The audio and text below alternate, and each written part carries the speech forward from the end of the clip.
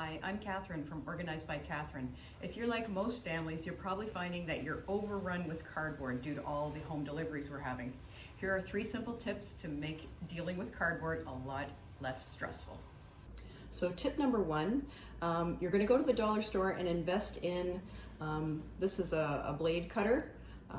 You can use it to cut the plastic off the boxes. It really helps you flatten them. I like to keep one in the kitchen and one in the garage, so wherever I'm flattening boxes, there is one handy.